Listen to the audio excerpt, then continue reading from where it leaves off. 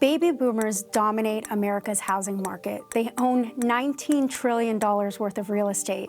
It's $5 trillion more than Gen Xers own, and it's double the amount that millennials own. I'm Laila Maidan, and I cover all things money and investing. In the 1960s and 70s, we had a home builder boom, and so it created a lot of supply on the market. By the age of 30, many baby boomers, or half of them, owned their own home.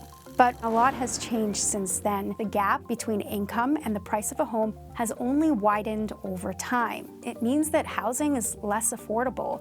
Now, on the flip side of that equation, millennials came into the economy at a tough time. They graduated, many of them in 2008, right at the height of the financial crisis. They were coming out with student debt, jobs were really difficult, and things just weren't the same as they were before. So the consequence of that is millennials had to delay a lot of big milestones that baby boomers could get to. For example, buying your first home. To put things into perspective, at the age of 40, 69% of boomers already owned their home.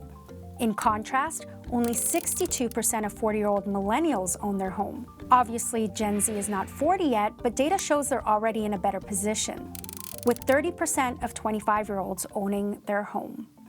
But things could be changing soon, and it could be a big shift because baby boomers are aging. And as they move on to nursing homes or granny flats or eventually pass away, there's gonna be a lot of real estate that's gonna be up for grabs. And this is what real estate experts call the silver tsunami.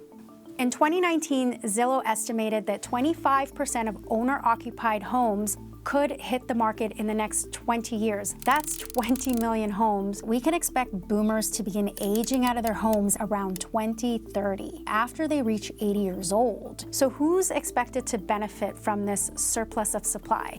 Well, it's probably gonna be Gen Zers. So by the time we get to 2030, Gen Zers will be in their early 30s, which is the prime age for buying your first home. Millennials, on the other hand, well, the older ones, they'll be 49 years old, and buying a home that late in life means you could end up with a mortgage in your retirement years. But it's not that black and white, because the real estate market is wildly unpredictable. But the excess of homes doesn't mean that home prices are going to drop.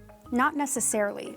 There are other factors that we also need to take into consideration. The first of which is that, well, the aging process for a generation is slow and gradual, and it might give demand time to catch up and meet that excess supply. Another possibility is that boomers may pass some of these homes on to their kids. And let's think when home prices are down too low. You might not want to put your house for sale, right? Instead, you could maybe keep it and rent it out for that extra cash flow. And then where are these homes? Are they located in areas where the younger generations will want to live? And what are the conditions of these homes? Many of them may need to be renovated, and that in itself is going to be costly.